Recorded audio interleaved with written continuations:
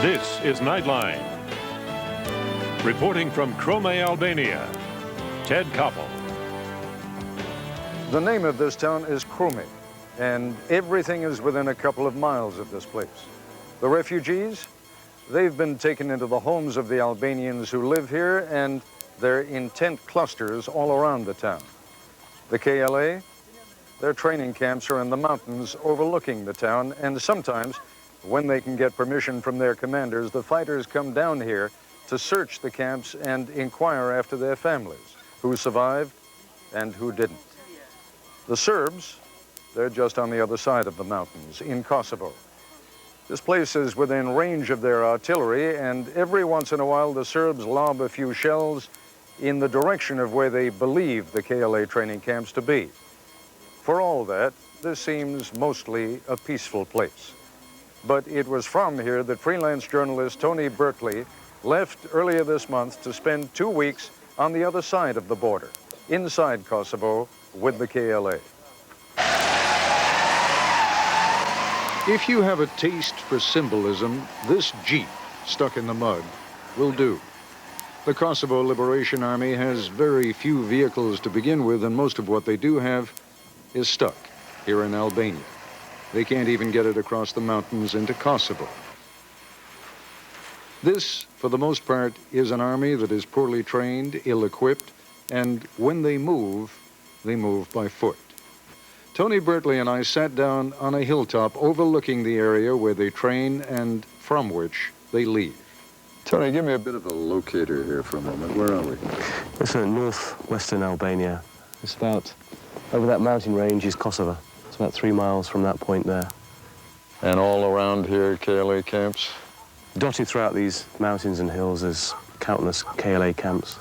Well, when you say countless, are these, I'm not sure whether we're thinking about a real army here or what kind of an operation are we talking about? You're talking about a brand new army that's starting from scratch. Because the situation in Kosovo developed the way it did, all these volunteers, the diaspora from Kosovo, have come to answer the call to arms, to fight for their land. And they've come here in thousands, tens of thousands, no one knows exactly. And they've come here, they want to go in, they want to go back home, they want to win back their territory. When you talk about the diaspora, I mean, we've heard stories in the States of young men leaving the Bronx and coming over here, and they've literally been coming from all over the world? Literally, I can, America, Canada, Germany, Switzerland, England, you name it, there's not really a country. Morocco, I've heard of. These are people who had to leave when Kosovo lost its self-autonomy 10 years ago. The only way to keep their families alive was to go abroad and get jobs and get money. And they provided the financial lifeline for the families in Kosovo. After what I saw on TV, after massacring people, after their all this ethnic cleansing and burning the houses, I couldn't watch. It was a Saturday when I definitely decided. I was thinking a week ago to join them, to check out. But final point was on Saturday when I heard the news, especially about my town in Mitrovica. When I heard they're doing ethnic cleansing, burning the houses, I tried to phone home for 2 days before. In 2 nights, I couldn't reach by phone. So I said, this is it. As Berkeley was interviewing a new trainee who'd come in from Germany, a Serb mortar shell exploded next to the camp. At this stage, newly arrived, highly motivated, he is full of confidence. Do you hate the Serbs? Viel. Die sind keine Menschen für mich. Very much, he says. These are not humans. They only know how to fight with women and children. They're not really strong. We will step on them like a mouse. When you talk about battles, Tony, the KLA doesn't really have any weapons. I mean, they've got, what, a few rifles? They have assault rifles, they have rocket-propelled grenades, they have some small mortars, and that's really about it. I think most volunteers that have been coming, have been getting an assault rifle. I mean, there's so many coming now that they're training with wooden guns, and some of them will not even fire a bullet for real until they get to the front line. They are long on motivation. They want desperately to be freedom fighters, but they are very short on experience. This is basic training.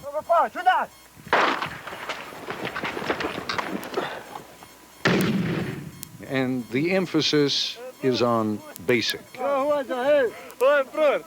One grenade fired from an RPG, a rocket-propelled grenade launcher,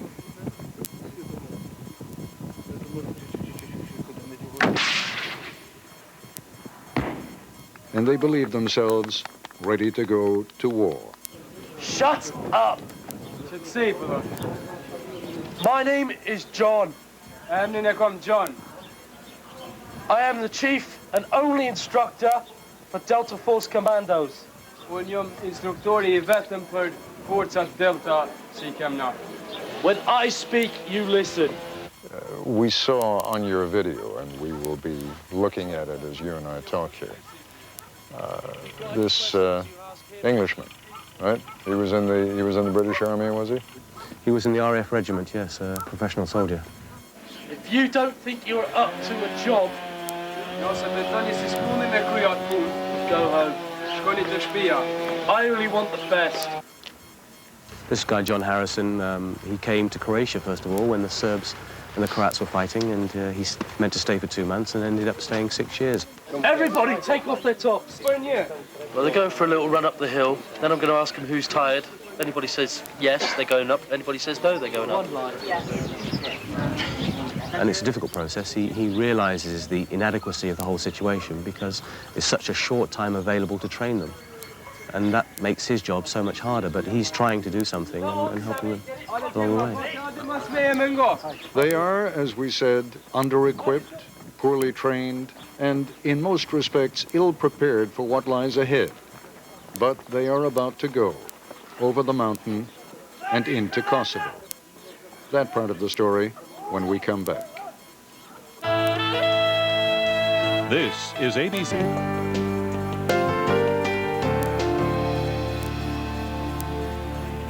You get a sense that some of the young men who come in sort of gulp hard when they see what they're looking at and say, my God, the romanticism that I had, the romantic notions that I had of this place when I was back in the Bronx or back in Morocco, for that matter, I didn't realize it was going to be this tough. Well, not really, actually. I found it the reverse. I was with some recruits at their training, their basic training, and lo and behold, after 5 days, they're off to the front line, and the place I went to, I joined up with them. And back at the training camp, I'd interviewed a young lad. He was 19 years of age, and I asked him, are you scared? And he said, no, I'm not scared. I'm going to go there and fight. They killed my uncle, and I'm going to help liberate Kosovo. Well, only his first day in the front line, he was shot through the face. And all the guys who were with him, they knew this, they saw him. And I asked them the question, well, now are you scared? No, this happens. We're prepared to take that risk. And very strong feeling. The border is invisible. The line between Albania and Kosovo is ambiguous, lost somewhere on the mountain ridge in the mud and the drizzle. Just inside Kosovo is their first prize. Another KLA unit took it from the Serbs 2 weeks earlier, Kashari Barracks. This is seriously contested territory. When the KLA took the camp, the Serbs evidently left in a hurry. Clothes, uniforms, identity papers are strewn all over the place. And most important of all, a cache of ammunition. Clearly, the Serbs want it back. The Kosovo side of the mountain looks no different from Albania. It is hard country. This area is dotted with mountain passes, very dangerous areas to go through. They are very mountainous, very wild, very rocky, wooded in some places, and they're coming down to meadows. And the weather conditions are appalling. They call these the Cursed Mountains, and after spending some days in there, you know why they're called the Cursed Mountains. The weather can change just like this. Very strong winds, freezing temperatures, driving snow, sleet, rain, and it's having a bad effect because it's very difficult to fight in those conditions. Supplies, where do they get them?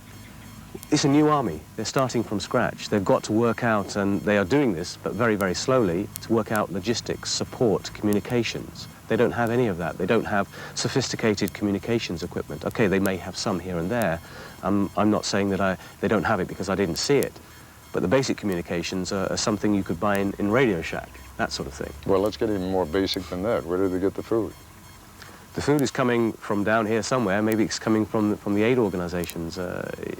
Some of it is being diverted to the army, but it's very basic food. And the higher up you go, the further into Kosovo you go, the more basic it becomes. Sometimes surviving for days on end on bread and cheese.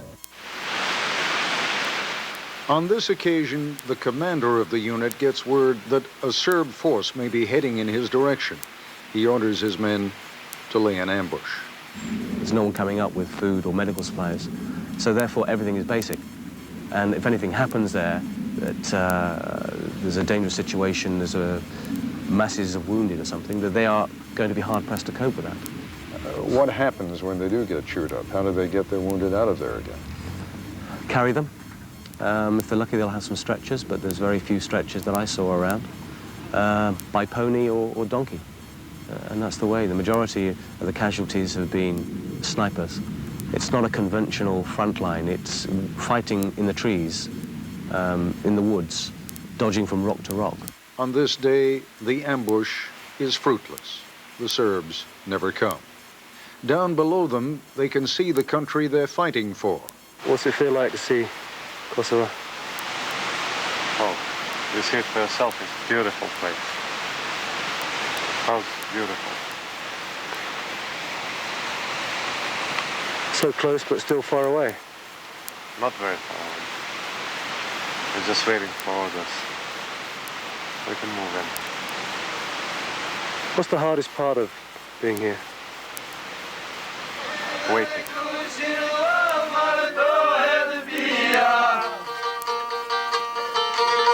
They sing songs about their homeland, but even here they betray their inexperience.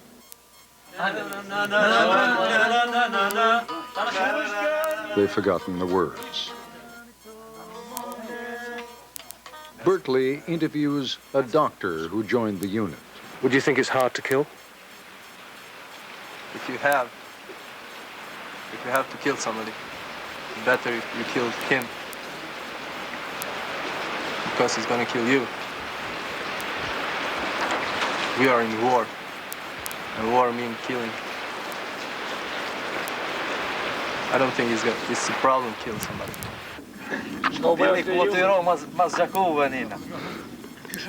Boom, boom, boom.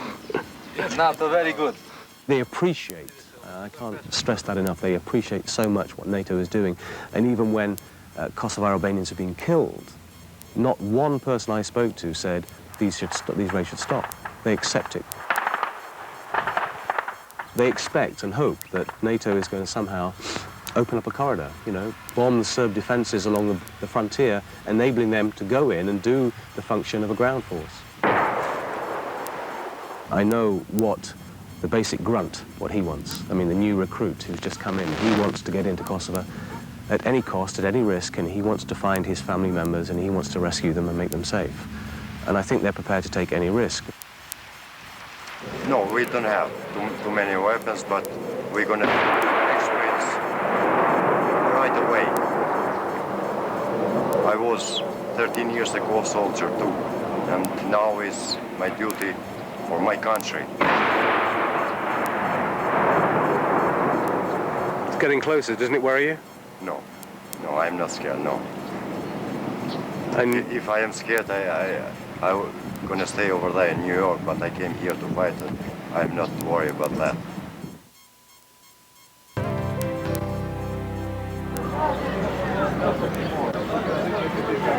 Border territory, Krume, a place where all the tributaries of war converge. you'll see basically the two sort of contrasting sides to this story. The people who are in the KLA, they want to go and protect, and the people who have been suffering on the other side, the civilians who've become refugees, living in sort of basic conditions, and they're mingling. And it's touching that when they go to training or go to the front line, very often they will ask permission for a couple of days off to come down to the refugee camps, to the International Red Cross or United Nations refugees, and try and find their families, because most of them don't know where their families are. It's only 3 miles from the border, but it's become a place of relative refuge for refugees and locals alike. Still, danger isn't far off. A man came up to us. He had just come from a nearby village, he said. It had been attacked that morning by 2 Serb artillery shells. He had seen it personally. No one was hurt. But grenades, he told us, are often picked up by children with disastrous results. And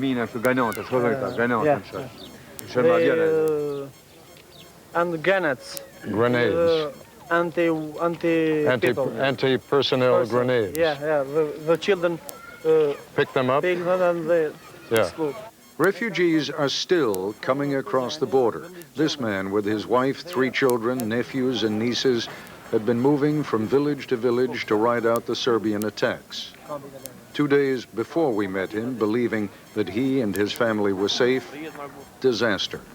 A Serb artillery shell fired across the mountains into Albania killed his 9-year-old son. So they have moved again. And what are they going to do here? Do they have relatives here, or does he have friends here? Keni një mik këtu apo keni një alternativë? Që miki jam kanë dhe aty në tash mos kam asgjë. Tash vetëm pres të na çoj. I have not friends here. I wait for something. Someone help me. For someone to help. Help, yeah. Where will they sleep, I ask. I don't know, he says. One family's tragedy is too commonplace to attract attention anymore. We stopped to talk to a man in a KLA uniform sitting at an outdoor cafe. How many people from Kosovo are in Krume, I ask him? More than 20,000, he tells me. When will he go to fight? When the order gives. When they give the order. Does he stay here in town for now, or has he just come down for the day from a camp?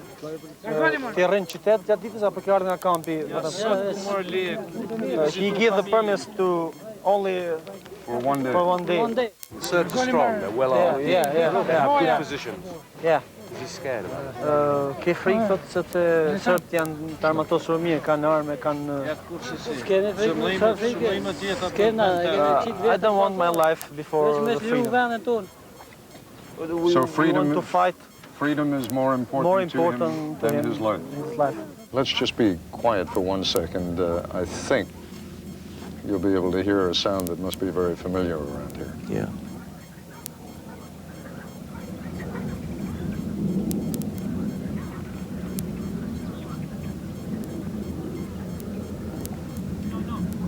Those are almost certainly some of the NATO flights coming in. Yes, this is a very sort of common flight path for them.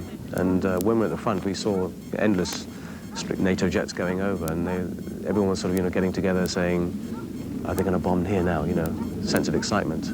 You don't have any sense, Tony, that there's any kind of coordination between KLA and the NATO aircraft? Not from what I've sensed.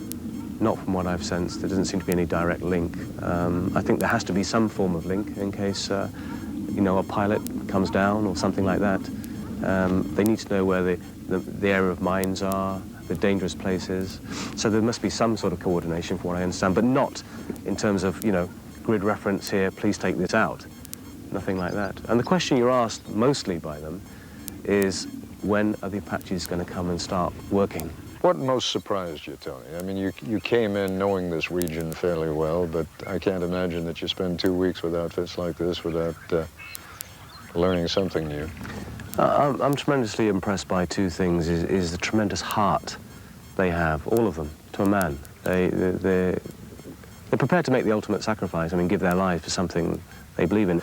It's a tremendous heart. They know they're inexperienced. They know they're novices. They know it's dangerous. They know there's tremendous firepower against them. But despite that, they've got heart. They can go out in the hardest conditions. They can exist without food for a couple of days on snow-topped mountains, sleeping in the clothes they're wearing. But these don't complain. Noisy specks in the sky. The fighting is a sporadic thing on the other side of the mountains. The war is tangible in Krume, but here it is something to be felt rather than seen. Order in their mountain training camps, the fighters of the Kosovo Liberation Army are waiting with anticipation. Here in the Albanian capital of Tirana, U.S. commanders are waiting with confidence, unavoidably tinged with concern. All of them are waiting to see how the Apaches will do in combat. They are, without question, fearsome weapons of war, heavily armed and armor-plated. They're capable of firing thousands of deadly rounds in seconds. They are tank killers. And unlike NATO jets, which have been unloading their ordnance from 3 miles up in the sky, these helicopters fly low, which makes them at one and the same time dangerous and vulnerable. And what everyone is waiting to find out is how dangerous and how vulnerable. For almost a week now, a Nightline crew, senior producer Mark Nelson, cameraman Fletcher Johnson, and correspondent Forrest Sawyer have been living with the men and women who maintain, fly, and command the Apaches. No television crew has ever had this kind of access before. Tonight, the Apaches are at the brink of a larger war. First, there was the mud. Oh my God. I ain't never seen nothing quite like this in my life. Kind of playing in the mud like when you're a little kid. But this is not that fun kind of mud. This is bone-chilling, boot-slopping, vehicle-sticking, sink-like-a-stone, pure evil kind of mud. Even those much-vaunted multiple-launch rocket systems have had to slog their way through the mess. Let's hope it doesn't rain anymore. That's all I'm hoping it dries up. In the Army, you simply learn to make do. You wash the dishes in the mud. You slip. You fall. You all right? And gradually you find ways to beat it. This is the muddiest place I've ever been. And if you're the deputy commander of Task Force Hawk in charge of the Apache assault, Brigadier General Dick Cody, you adjust. We hadn't planned on all this mud and all this rain. The locals tell us that this has been a lot more rain this year than they've ever had. The water table is very low here, and once we brought our heavy vehicles in and everything else, it was apparent to us that we couldn't bed down our helicopters while bringing in all the C-17 flights to bring the life support in. Which meant that Camp Muddy, as it's now called, had to go up in a hurry. Everything for a town of 5,000 people erected in just a few weeks. It's a little rough. We're just starting off here, so things are not running as smoothly as they normally would, but we're getting things moved and we're making things happen. 3 weeks ago, there was nothing here. When I first got here, there's 2 vans and about 12 people. In those 3 weeks, Deputy Commander Ray Odierno has overseen a ground operation that has literally built an air base from the mud up. The tents are erected. The floors are dry. The mud is getting drier. There are sandbags and gravel and plywood where it's not. Just a little bit? How's that? At the newly named Halfway Cafe, they've even set up for the soldiers' first hot meal, steak, followed by a celebratory slice of cake. It's a good little meal we got going on right here. Let's love life right now. This is what it's about, sir. Most important of all, there is now a command and control center, up and ready to direct the Apache attack. We think we've put everything in place, force protection, communications, intelligence, and everything we need in order for them to go deep and do their job.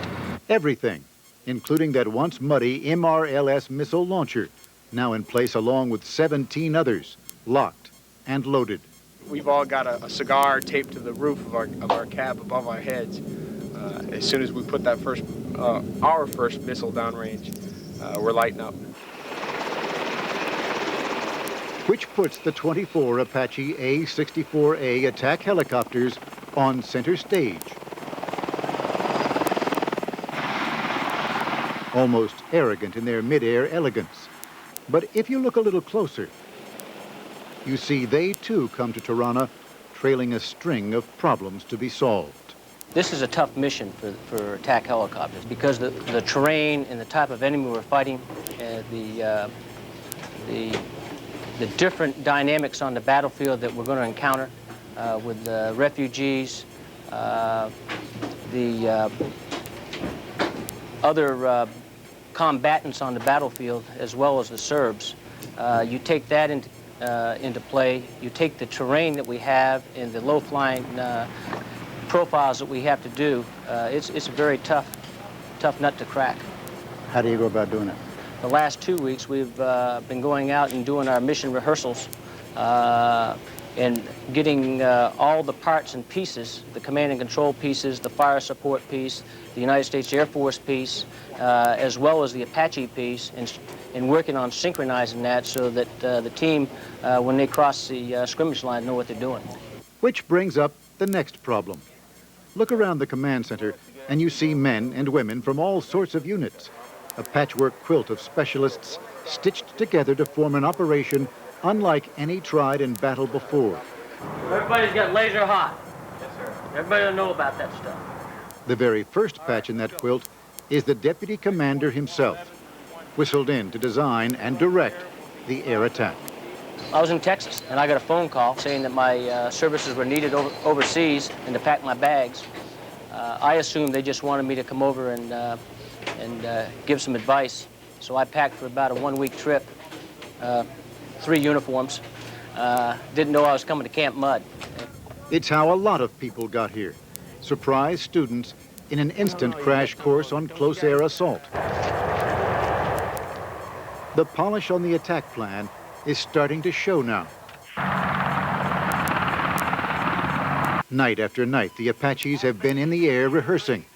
Last night's mission was textbook smooth. There are still a few more critical parts to put in place. And then, if NATO does not call a halt, the show will begin. Which raises the obvious, stupid question that everybody is asking. When will you be ready? When will you go? We'll be ready when my boss says we're ready. We're continuing to fine-tune our tactics, techniques, and procedures, to fine-tune our communications, and to pick the right targets that surely sends the right message. In a moment, the pilot and the general moving closer to the brink. Did you ride home yet? Mornings, George always walks through his tactical operations center, stopping to talk to his soldiers, stopping to look over the sophisticated machinery he hopes will give him an advantage, like this super video game that actually maps out the very terrain he will soon be flying. You can see they can stand up buildings, and any of the main targets will be already pre-programmed in. So they can come down and almost make love to the target. They can look at it from every angle, and it's all the aviators have great confidence in each of their missions because they've seen everything. Remember all those painful living conditions? Squadron Commander George doesn't even know they exist. Every morning you wake up and you step outside and you look at this beautiful country. I mean, it's gorgeous. This basically puts you right in the middle of what you want to be doing. Absolutely. I can't think of anything better to be doing with my life right now. You're having fun. I'm loving it. Loving it. Loving the tent that is home away from home, filled with all the things he really needs. Stetson. Camp troopers all wear Stetsons. You don't wear this into battle, do you? Oh, no, we don't. We don't. We use these for ceremonies, when we have formations and stuff. Ceremonies like the one he holds today, honoring some of his soldiers for a job well done. We're going to give you guys some little token of our appreciation for doing great work. Great job. Appreciate all the hard work you're doing. You guys take care. Be good. You too. Good. From morale building to walking the flight line.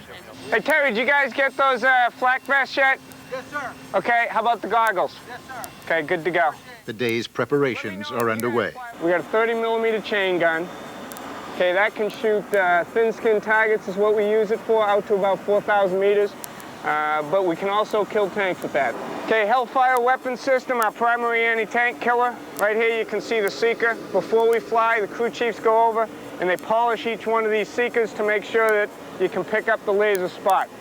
Defeat any known armor. Odd as it may sound, this, one of the world's deadliest weapon systems, is to George pure romance. You gotta love them. You gotta talk sweet to them. It's like a woman, you know? You gotta treat her with a lot of love and then she'll act better for you. It takes only a moment's distraction for the worst to happen. This is last Monday night's mission, the first Apache lost. These two pilots escaped with minor injuries, and the crash was, at the least, a warning that all this glamour is all too real. Survival is in the planning. Everybody knows, or thinks they know, how far the Apache can fly, what routes they want to take and don't want to take. We face that in any combat situation.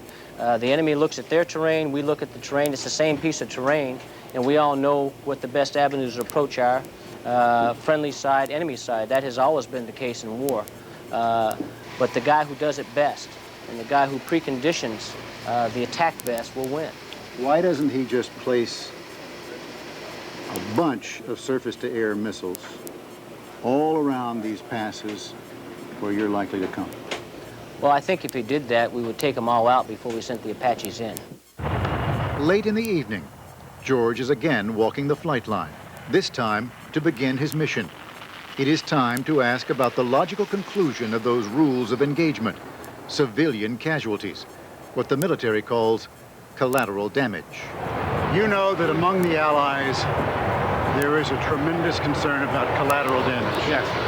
And you know that the Serbian forces are mixed in among the population. Yes. How do you handle that? If there is a tank sitting next to a building, and our job is to take that tank out, collateral damage is going to happen. Because when you hit it with a Hellfire, there's one heck of an explosion. If there are munitions and fuel on board that tank, there are going to be secondary explosions. We know that collateral damage is going to happen. And your first concern is the men and women who fly The these safety planes. of my aircraft and crews. That's right.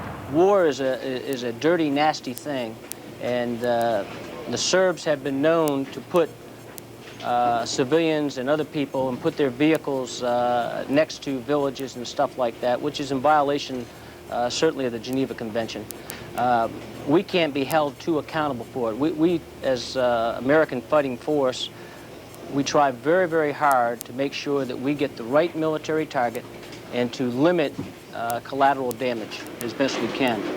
Do you expect that if you do your job, there will have to be some collateral damage? I think at nighttime, yeah, there'll be collateral damage. We will do our best not to do it, but if you run a lot of raids, there's going to be collateral damage, as we've already seen. There's no silver bullet out there. The mission begins. No lights.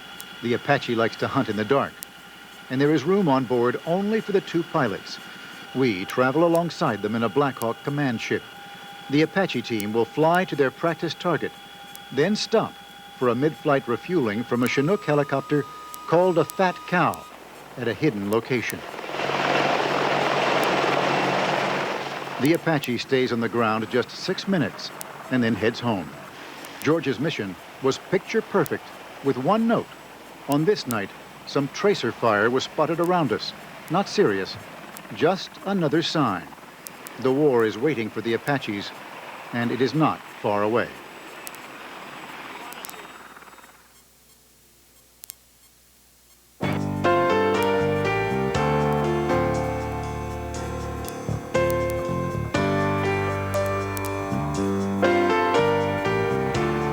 Forrest, what's the magic about these Apaches? What is it that they're going to be able to do that thousands of airstrikes haven't been able to accomplish? I guess the best way to put it is to say that these aircraft are going to go mud wrestling with Milosevic. They're not going to be flying high. They're going to be coming in very low, sometimes as low as 100 feet. Down below radar, they're going to be coming in fast, and they're going to be looking for targets. So they're hunters, really. And they'll be able to see in a way far better than those planes that are flying up so very high. That's what they think they can do. Engage the enemy up close and make it a very personal combat. They know they can do that. The Serbs know they can do that. If I were a Serbian ground commander, I would do what they have been doing anyway, and that is I would take my biggest resource, some of these thousands of refugees, I'd put them around my tanks. Then what? I think they're going to do that. However, I'm being told that there are an awful lot of targets out there that they feel that they can gather. They say, we've got things we can hit. Just let us go to war and we'll show you that we can do it. But certainly, Milosevic is going to take his tanks and to mix them in among the Kosovars, and that's going to be a very real problem. We know these things are tough, armor-plated, but right over your head, Forrest, is the rotor, and if somebody manages to hit that rotor, everybody who knows even the least about these helicopters realizes that's their Achilles heel. How dangerous is it? Do they expect to lose helicopters, lose crews? These guys are on the front line, so they're never going to come out and say, we're going to lose a helicopter. They just won't say it. But they know full well how risky it is on several fronts. One, the terrain is god-awful. It's flying through ridges and gullies, literally like trying to cut away through the Grand Canyon, and you're flying very, very close. That's first. Second, there are thousands of shoulder-mounted surface-to-air missiles out there that are hard to detect, and they're aware of that. The best they can do to minimize that risk is to have assets throughout the area that can move in very quickly to rescue a downed pilot, and they have done a lot of training to do that. This base, in effect, was set up to do two things: to supply the refugees instantly, urgently, and to support these helicopters, right? I mean, that's basically what this whole thing is about. Yeah, this is 24 Apache helicopters, and at heart you've got 5,300 people who are moving some supplies to the refugees and are handling these helicopters. And anyone who believes that 24 Apaches is going to turn the tide is just dead wrong. They're not. They can't. They can begin to engage the enemy closer. They can change the tenor of the engagement. But that's about all they're going to accomplish. If they want to do more than that, I think they're going to need a lot more. You anticipated my next question, which was, are we putting too much faith in a magic weapon here, a magic weapon system? Yes. Yes is the answer. What they say around here is, you got to understand there's no silver bullet. We can go out there, we can kill targets. We're trained to do that. But we're not going to change everything. We're going to have an effect. How much effect, I think, is yet to be seen. The cost can also be very high in terms of human life. I mean, those rocket systems are not exactly precise. And again, if there are civilians in the area, civilians die.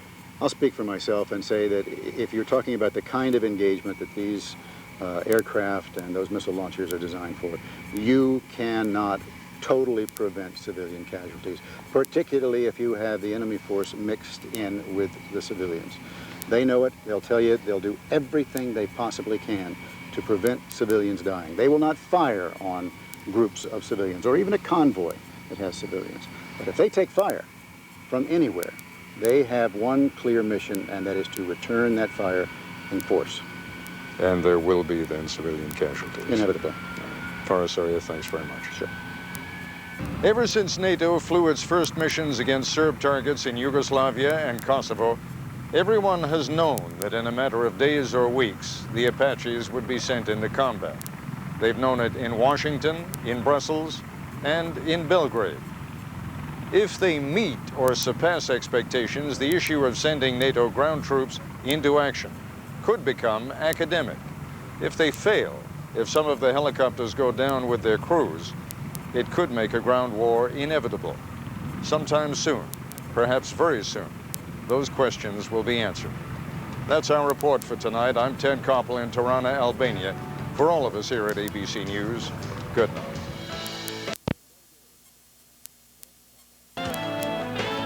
Reporting from Belgrade, Ted Koppel. This is Chris Wallace in Washington, and we will have Ted Koppel's report in just a moment. But first, we want to tell you about some late-breaking developments from Albania. U.S. military sources have confirmed to ABC News that a U.S. Army Apache helicopter has crashed tonight in a training exercise in Albania. Nightline's Forrest Sawyer has been with the Apache unit for almost 2 weeks and joins us now on the phone from the Apache Command Center there. Forrest, what can you tell us about the accident and the crew? Well, the accident happened about 4 hours ago. It was about 75 miles north of the Tirana airport where I'm standing now. I'm standing along the flight line where the Apaches set down. How the pilots are doing, we don't know. I do know that the DART team, as it's called, the Downed Aviator Rescue and Recovery Team, has been out there. They've set up a perimeter around the Apache. Some of the 30-millimeter ammunition that Apache was loaded with has been going off, and so they want to make sure that if the pilots are hurt, nobody else is hurt as well. Forrest, I want to make sure about two things. First of all, was this helicopter, from all we know, flying within Albanian airspace, and were there any indications of hostile fire? Yes, it absolutely was flying inside Albanian airspace. This was a training mission. There is no indication of hostile fire. Chris, I was there just a few nights ago when another Apache went down. I was flying along with it and was standing on the ground watching the Apache as it lost power and finally crashed. Now, I don't want to speculate about the cause of this accident, but I can tell you one of the big problems here is that they have to fly across this range of mountains that is about 7,000 feet up, and they are loaded with 18,000 pounds.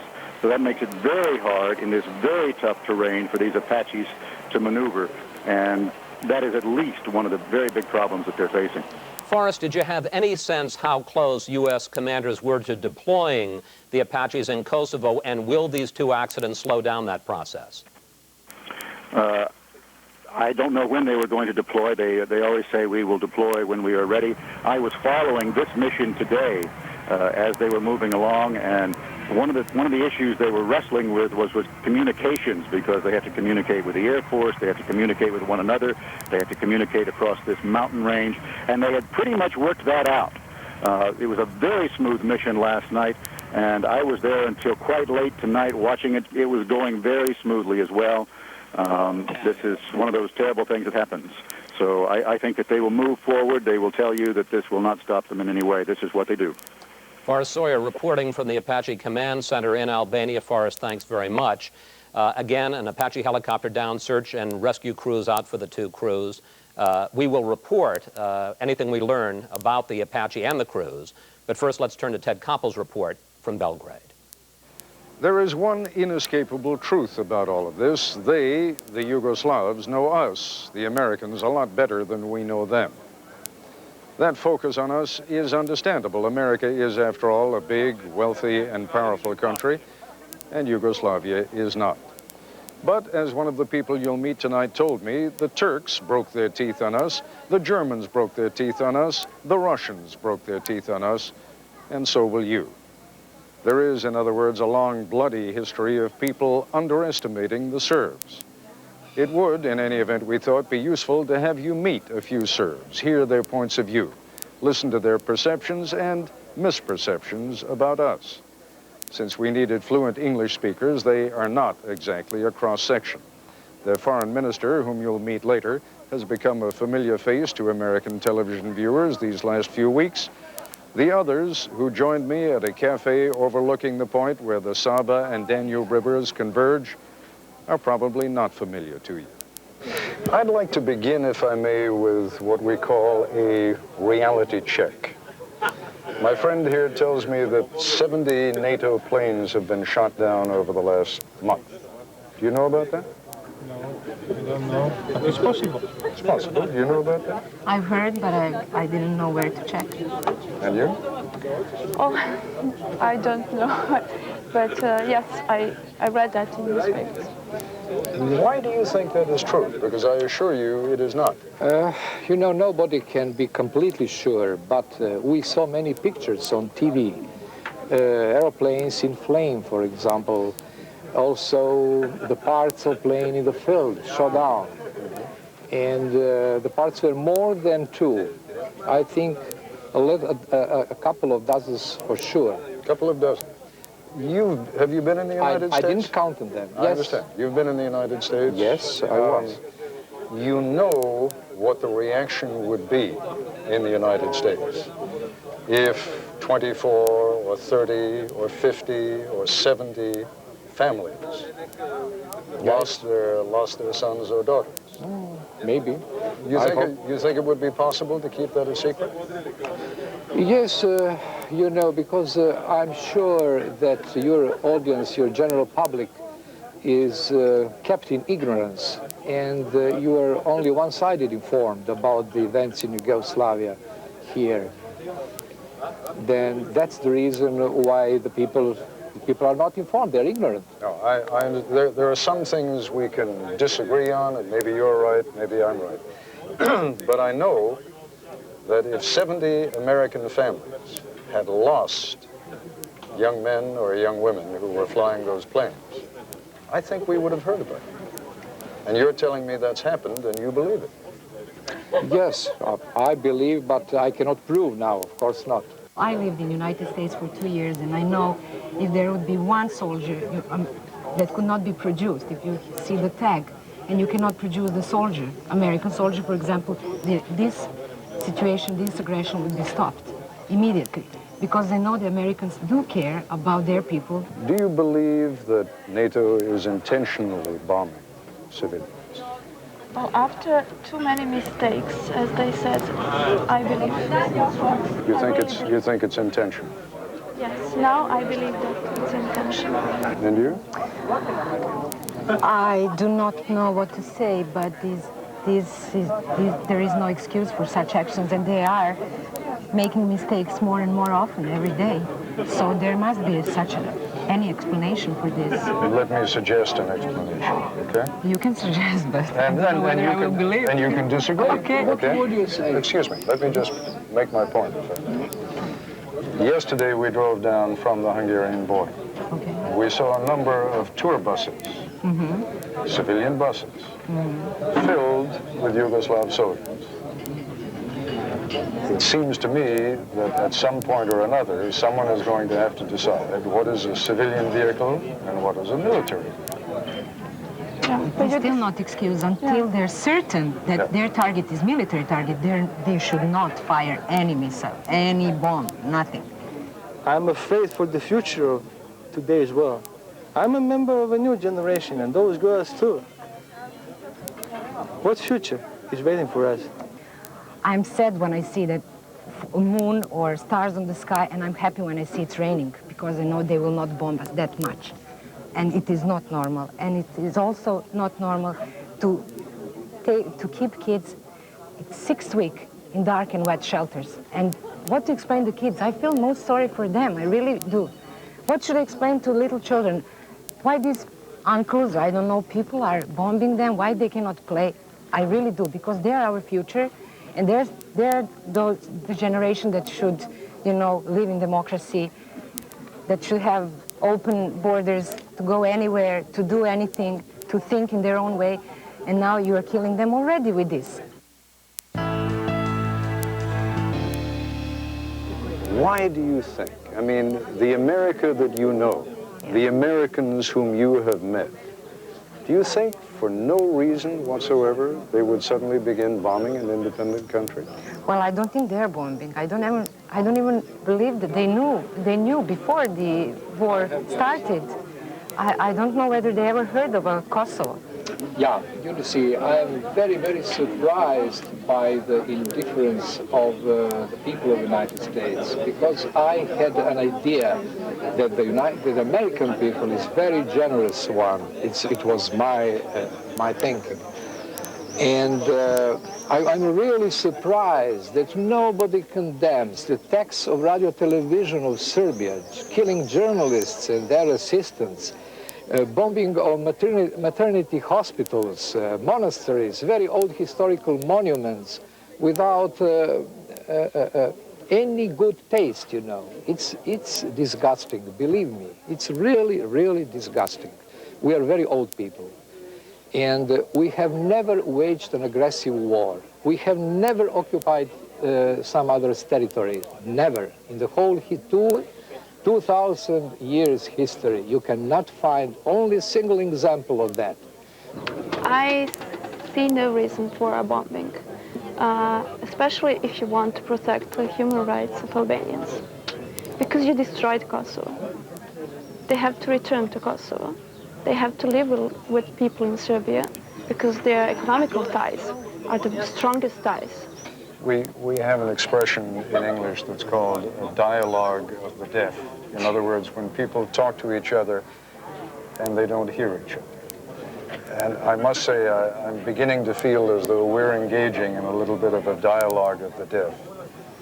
Because what we have seen and heard over the last several months, long before the NATO bombing began, was Serbian police and military in Kosovo separating women and children from their husbands, executions of young men, people being driven out of their homes, homes being burned. You know, again, it's possible that there are tens of thousands or hundreds of thousands of liars, all of whom have made this up. But if you think that we are the worst country in the world, okay, do you really think that you have to be on the same level to show us? I think the effort was, because you are doing, okay, if we agree that we are the most awful country in the world, so what are you doing here is exactly what you told me that we were doing in Kosovo. NATO has got to show the reason for its existence, somehow. There, I think you're right. Somehow. Absolutely. And they have found a reason. If you tell me that they care about Serbs, about both Serbs and Albanians, I would say maybe, but I'm not quite sure. That they care about both nations. Just a small spot for them on the map. But they have to show the reason for their existence. It's not about human rights, it's not about principles. Because if it's about principles, NATO would punish Turkey when they hit Kurds. NATO would punish any country in the world if they do something wrong, right? It's not about principles, it's about geopolitics. We wish to have the best relations with the United States and Europe, but how it could be now, I cannot foresee the future. The things became very, very complicated. You know, the hatred is disseminated here in Yugoslavia. And I'm very sorry for that, really. The people don't like United States and America. They despise it. My generation, I can tell you more than 50%, 60, 70, does not hate Americans, does not despise them. Who says? You said that you were close to start this. I see, no, not everybody, because not everybody. You're right. Tell you, they do hate, they do blame leaders, political leaders, but they do not hate Americans. They do not hate Not Americans, American policy, excuse me. Policy and politicians, but not people, really. When we come back...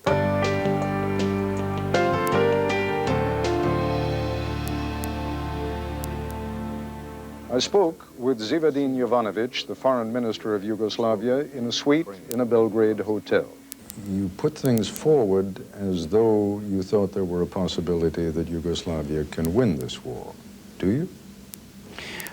Listen, I want to make quite clear, Yugoslavia is not a superpower, is not a great power, not a huge country. It's a country of only about 11 million population. So we are not seeking to win NATO or to win military might of United States, but we are certainly firmly devoted to defend our country, to defend our people, to defend freedom. And people which is devoted to such objectives, I don't believe can be defeated. You can win military, you cannot win people. Every time I hear conversations with senior Yugoslav officials like yourself, there is a categorical denial of the charges of atrocities in Kosovo. Would it not make sense to immediately permit some international group to come in and examine whether these charges are true, and if so, to what degree they are true? Would Yugoslavia be prepared to do that? Yugoslavia is small but independent, sovereign country. Those who claim that there have been atrocities, that have been raping or any other insane activities should indeed have to support such allegations with proofs.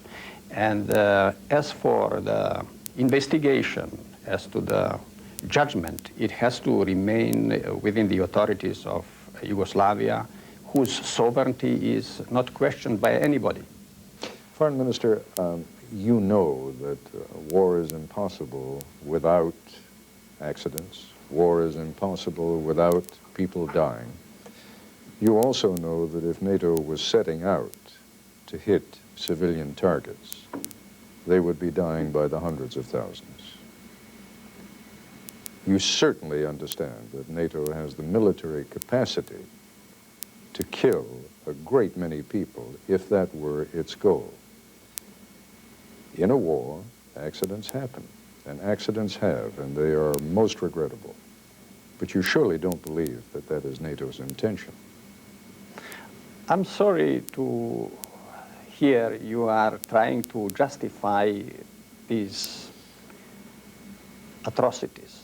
This is very sad for anybody trying to have explanation and the more to have justification. This is, my dear friend, systematic attacking civilian targets. They are perhaps not killing hundreds of thousands of Serbs right now, not because they care very much about us, but because they care what American citizens will say. Will Americans swallow the thesis of collateral damage? But I believe time is slowly coming up when American citizens will realize they never wanted, they did not mean letting their money being used for civilian destructions, for killing citizens of Yugoslavia, for damaging infrastructure, be it collateral or intentional, because this is no good purpose at all, whatever justification. So we are very well aware about might of NATO. That's why we do not compete with NATO in military field. But we'll maintain morale, we'll maintain firmness in defending the only thing that we have, this country, these people, and freedom. A closing thought from Belgrade when we come. They count the days here. Life, as people knew it in Belgrade, ended 41 days, or, if the planes come again tonight, 42 nights ago when the bombing began. The early response of daily defiant rock concerts, obscene anti-NATO graffiti, and the sly humor of lapel buttons with targets on them has worn a little thin. Even the anger has a tinge of fatigue to it now. But if Serb history is any indicator of the future, surrender is an unlikely outcome. And if it were to happen, it would not be quick or easy. The Serbs are convinced that they are much more passionate about their cause than we are about the Kosovar Albanians. They seem to believe that if they hold on long enough, some sort of negotiated settlement will emerge, an outcome sufficiently ambiguous that both sides will be able to define it as a victory of sorts. That's our report for tonight. I'm Ted Koppel in Belgrade. For all of us here at ABC News, good night. Nightline is all. Kosovo, Ibrahim Rugova has arrived in Rome. He turned up with members of his family on a special flight from Yugoslavia. Although Mr. Rugova is known as the elected president of the Kosovo Albanians, he lost support when he entered talks with President Milosevic after the NATO bombing campaign began. President Clinton, meanwhile, has been visiting US servicemen in Germany. He told them the campaign against Yugoslavia would be intensified until President Milosevic backs down. Mr. Clinton's visit came as the alliance suffered its first campaign casualties. 2 US airmen died when an Apache helicopter gunship crashed on a training mission in Albania. As the refugee crisis continues, aid agencies in Albania say they're considering closing down 6 big refugee camps near the Kosovo border. Neighboring Macedonia has meanwhile again closed its borders to refugees. In our first report, Janet Barry looks at Ibrahim Rugova's visit to Italy and the possible reasons behind this surprise development. Air Force One arrived in Europe today with an American president determined to bolster support for the battle over Kosovo. tonight came the easy part. Bill Clinton posed with the 3 American soldiers released by the Serbs at the weekend. Are they in good shape, sir? This was a PR gift for the White House. Much more difficult is selling the long haul required by the NATO air campaign. Ladies and gentlemen, the President of the United States. Mr. Clinton came to the cutting edge of the bombing operation at the stealth fighter base at Spangdahlem in Germany. Here, the air crew, support teams and their families heard a rousing call to arms against the barbarity going on in Kosovo. If we want Europe to be undivided and democratic and at peace for the first time in history, and if we don't want your successors to have to come to this continent and fight another bitter war, then we must stand in Kosovo for the elemental principle of the common humanity of every breathing, living person in this continent. So Bill Clinton has given his most stirring justification so far for this campaign. Obviously, he feels he needs to, because the bombing may have to last many more weeks. More planes are being sent, more targets are being hit, because the alliance has no other option. Mr. Clinton made a special point of meeting the men he's ordered to bomb Serbia. These images, carefully arranged, are meant to show that although Washington may be worried about public opinion and about a divided Congress, the president will go on bombing for as long as it takes. I asked NATO's Supreme Commander if the campaign was working, given that the Kosovo Albanians are still being persecuted by the Serbs. I'm outraged by this, that these people in uniform, could do this to innocent people. It's an outrage. But they're going on despite 7 weeks of bombing. And with every week, he's getting weaker and less capable. But there is a price for NATO as well. 2 American crewmen in an Apache helicopter gunship were killed in a training accident in Albania last night. They're NATO's first casualties. The commanders know it may get worse. A development welcomed by NATO tonight was the arrival in Italy of the moderate Albanian leader Ibrahim Rugova. Thought to have been under house arrest, his permission to travel here may conceivably be something of a concession by Belgrade. Still, the bombing goes on unchecked, and with it, the rallying for support. NATO believes Mr. Milosevic will eventually back down. The problem is, when? David Truckman, BBC News at Spangdahlem Air Base in Germany. The Macedonian government has closed its borders to refugees from Kosovo. More than 200,000 have fled there, and the authorities say they can no longer cope. In Albania, aid agencies say they want to close camps near the border because of the danger of shelling from Serb artillery. 100,000 people already driven into exile could soon be forced to move again. They're being moved south, away from the danger zone of the border.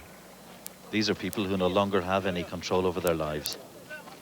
NATO troops will escort them on this journey. It's one more uprooting after days of trauma.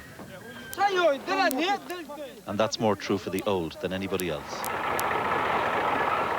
But as some leave, still more refugees arrive in Kukës.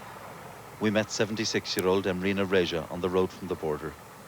Paralyzed from the waist down, she'd spent 4 agonizing days traveling in this ramshackle vehicle.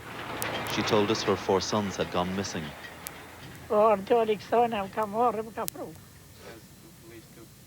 She spent 3 days alone, and in all that time she did not eat, she told us. The Serbs robbed the old woman's house, but her daughter managed to hide her jewelry. It was a small victory in the face of terror. But Mrs. Reja is one of the luckier old people. She at least has a family. Those with nobody to take care of them end up in hospital here in the town of Kukës. It is overcrowded and there is little dignity for the old. Last night an old man died, the empty bed testament to a life that ended far from home in an anonymous room.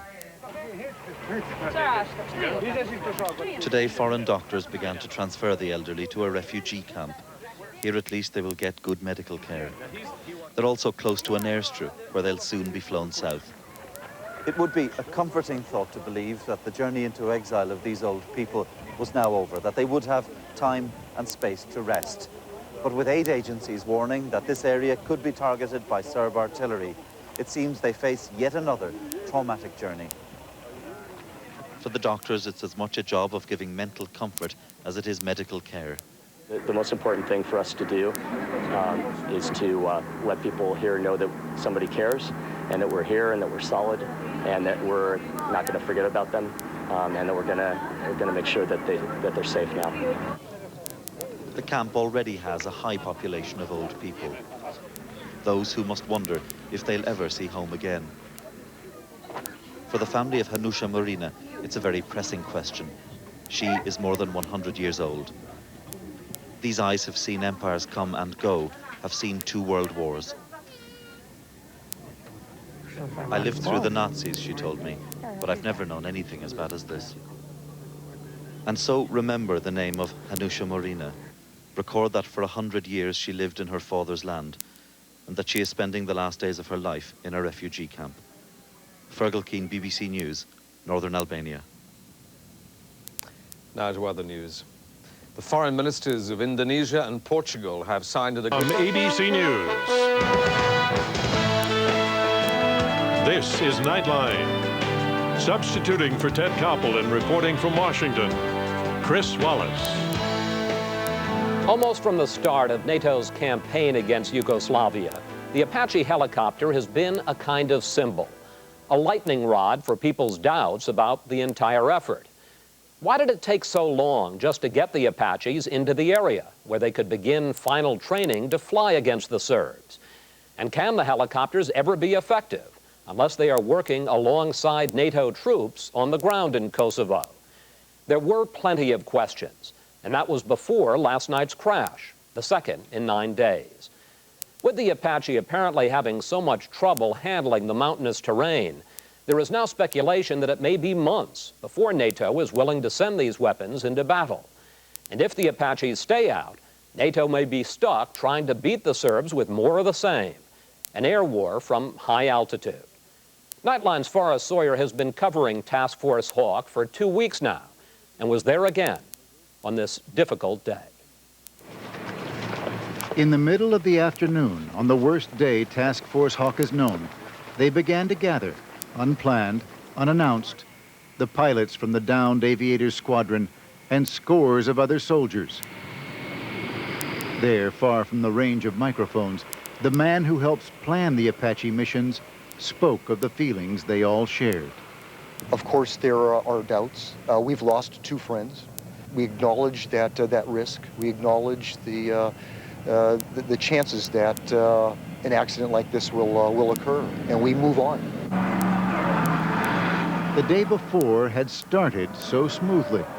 The last of the multiple launch rocket systems intended to back up the Apaches, armed with names like Absolute, Body Count, and Brute Force, moved out to their positions.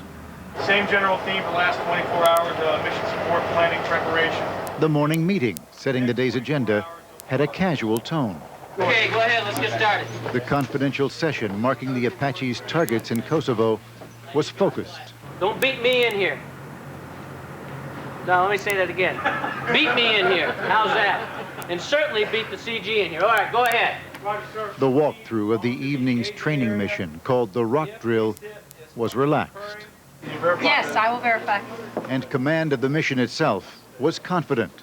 All in all, there was a feeling the Apaches had found their groove. But the control center monitoring the exercise would soon hear the awful news.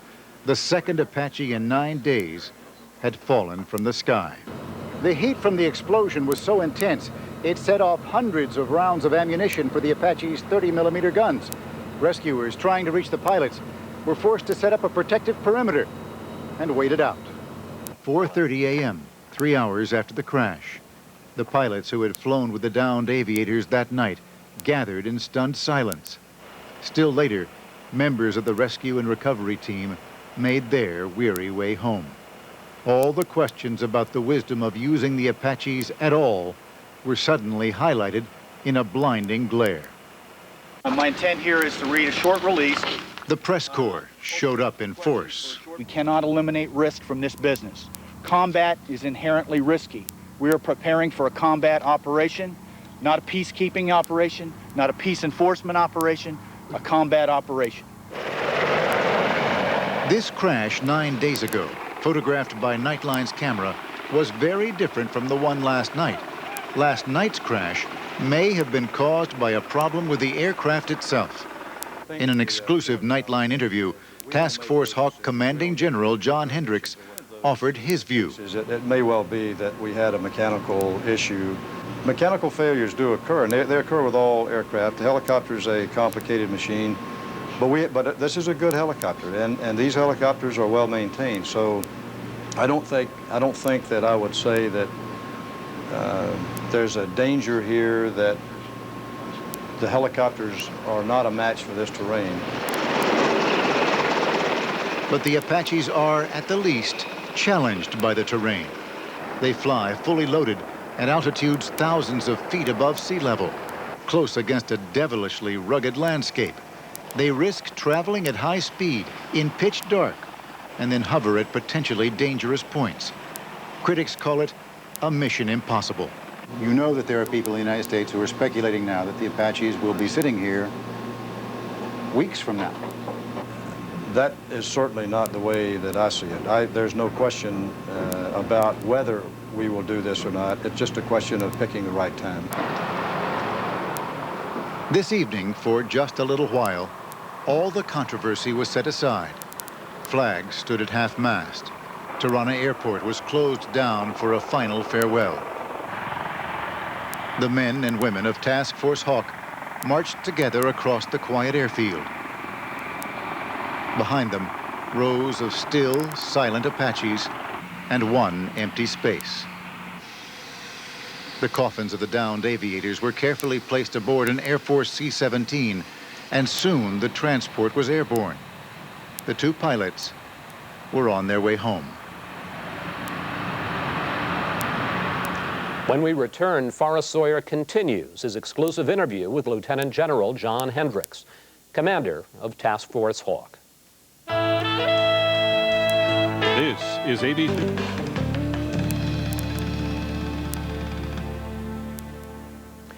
Forrest Sawyer has been living with the crews of the Apache helicopters for 2 weeks now. Today, he had an exclusive interview with their commander, Lieutenant General John Hendricks. General, 2 helicopters down inside a week. Help us understand what's happening. We do these missions at night, and this area are mountains that go all the way up to above almost 10,000 feet. So you start out at almost sea level, and you go up through a variety of mountains over a distance of 80 to 120 kilometers just in the area that we've been flying in, up to the border areas. And inside those areas are a lot of uncharted obstacles, power lines, some ridges that are very steep and narrow. So it's just a challenging area to operate in. Additionally, we are flying under different conditions. You're flying aircraft that have full combat loads. Because the distances that we operate under, you go with a full load of fuel, including auxiliary tanks full of fuel, and a full load of ordnance. So you've got a very heavy airplane, and you can operate that, but it's the challenges, I think, in the environment. We think that, although I have to be very careful and make sure, we investigate these formally, and so I won't speculate at all about what the cause of these accidents were, the causes were, but we have some good ideas about what the causes were. And in neither case was the issue pilot skill or ability.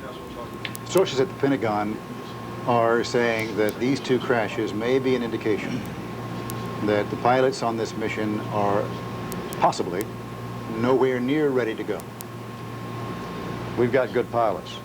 It is a difficult environment. It does require some additional training at these loads, the aircraft weights that we're flying. So I wouldn't argue that point one way or the other. That's why we're training here, is the fact that the environment really demands some additional training. That's what we're doing, and it's tough training. So at this moment, in your assessment, you're not ready to go? We're very close.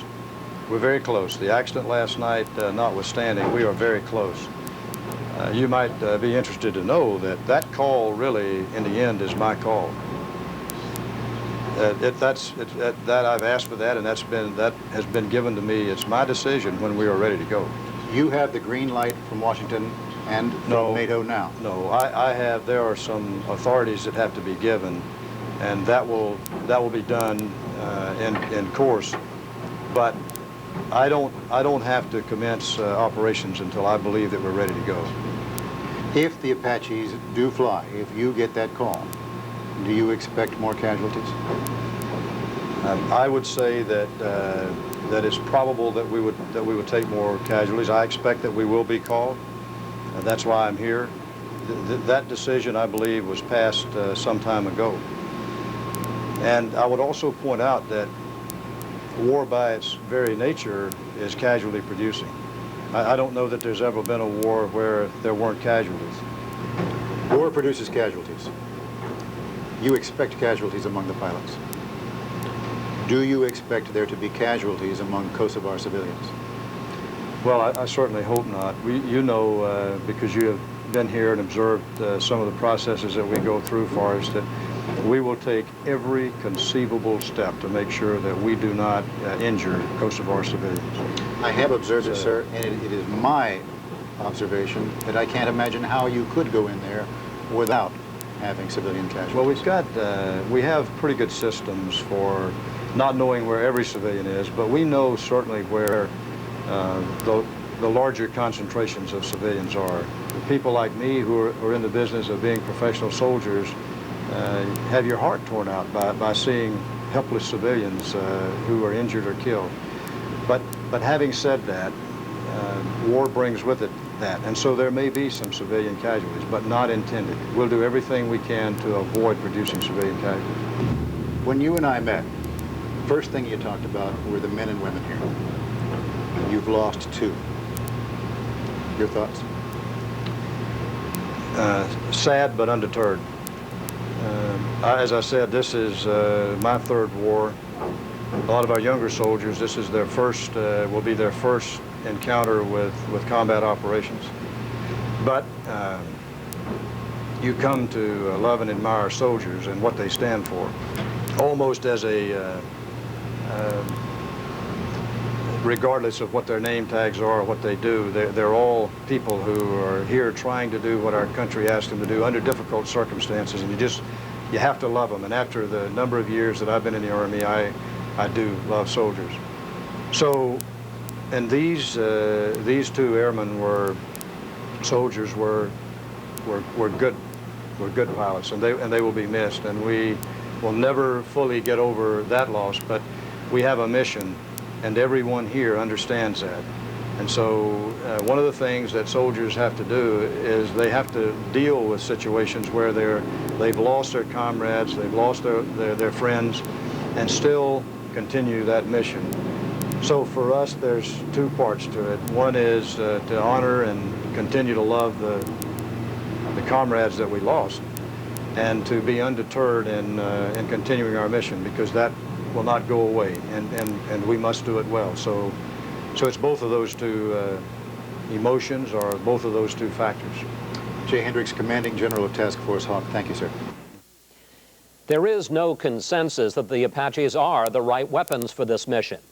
2 views. General Hendricks a few moments ago, he was clearly trying to be a good soldier, but it seemed to me that he had some real questions about what he's being asked to do there. Well, it's obviously a sad day, and our hearts go out to the families, but more in a broader sense, we also wonder what 24 Apaches can do in a serious war that involves thousands of people and hundreds of thousands of internally displaced ethnic Kosovars. So I'm not sure this many weapons can be seen as a major change in the tactics of a war that right now I think we're losing. Tony Quarterman, are there some doubts within the military about the Apaches' mission? I think there are always doubts, but no aircraft is perfect for this mission, and we need some aircraft that is a low flyer that can operate in the border area where a lot of the ethnic cleansing is going on. Tony, General Hendricks talked repeatedly in the interview about how difficult the, quote, environment is. Help me with this as a layman. How can it be difficult for a helicopter to fly over mountains? The problem is if you only had to fly over the mountains, it would be easy, but you're flying against defended areas where people have anti-aircraft weapons. You've got to fly almost at ground level. You're flying at angles which are different. These are steep mountains. They're areas where people have not trained like this before. They're looking not through sort of a cockpit window, but a night vision device, and perspective changes and depth changes. You have to practice maneuvers where you avoid air defenses, which means sudden evasion. You have to be able basically to pop up suddenly to shoot at your target. And that all of these maneuvers are very difficult, and until you're used to them, everything has changed over the area you trained in before. The distances are slightly different. Your whole problem of flying the airplane has changed. Mr. O'Hanlon, I hear two very different stories about the Apache. One is that it is a solo player that can be very effective fighting by itself. The other is that it's virtually ineffective unless it is helped along by ground troops. Which is it? Well, it can be effective, but it's a lot riskier to fly that airplane when it has to watch in every single direction for where it may be getting shot at from. So it depends. In Desert Storm, there were times when the Apaches went off on their own, but they tried to minimize the number of times the Apaches were asked to do that, and it was really for a very specific purpose on a specific day. It was not the standard mode of operations. It's not a preferred way to go because it's dangerous. Explain that, if you will, Mr. O'Hanlon. Why is it so much more dangerous when it's flying by itself as opposed to in close coordination with ground troops? Really for the simple reason that it could be shot at from any direction, because enemy soldiers could be behind it, in front of it, to its side. They could, as Professor Cordesman has mentioned, be in a mountain. The Apache may have to go around a mountain to get to a target. It may get shot at as it's passing the ridge of that mountain, and it has to watch in every conceivable direction while it's also looking for a target. It's a very tough set of missions to do simultaneously with no friendly troops around to help you. Tony Cordesman, do you share Mr. O'Hanlon's concerns about the Apache flying by itself without coordination with ground troops? Well, I think first, it isn't going to fly by itself. There will be A-10s acting as scouts and as spotters. They can fly higher and they're more survivable. It's also going to have the help of people who are operating in the area, some of them KLA. But it will be exposed, potentially, to Serbians that have manned portable surface-to-air missiles. And until we actually try these missions, we don't know how vulnerable it is. Unfortunately, we've seen other aircraft are vulnerable. We've had one F-117 shot down, another damaged, the same with the F-16. So there's no perfect aircraft, no invulnerable solution to carrying out this mission. But this was a question that Forrest Sawyer brought up with General Hendricks. The level of casualties. Is this a very dangerous mission to fly these helicopters without ground troops into the environment they'll face in Kosovo? I don't think it is. I think that's the question here is how well can you characterize the situation on the ground so you can approach Serbian forces without overflying people that you don't know are there. Now that would be the same problem with or without troops on the ground. You don't simply stop at the line where we have troops and not go off on your own. You're always going to have to do that. Mr. O'Hanlon, what do you feel about this issue of casualties? Well, I just worry that if you take Desert Storm, for example, as an historical analogy, the outcome was very good. We just had one Apache shot down. If you take Mogadishu in 1993, we lost several Black Hawk helicopters in the space of just a few days because we were trying to fly low and go after people on the ground. So if you stay high, you go after the occasional tank, you're probably okay. If you try to go low and go after people or moving artillery, anti-aircraft guns, depending on what you try to do, you can lose a lot of planes. And it really is a question of how aggressively they want to use this aircraft. I believe the war right now is being lost, and so there's going to be a temptation to try to do a lot with these things. In that event, it could be a very dangerous operation. Mr. O'Hanlon, let's talk about that, too. Let's assume they get the problems worked out.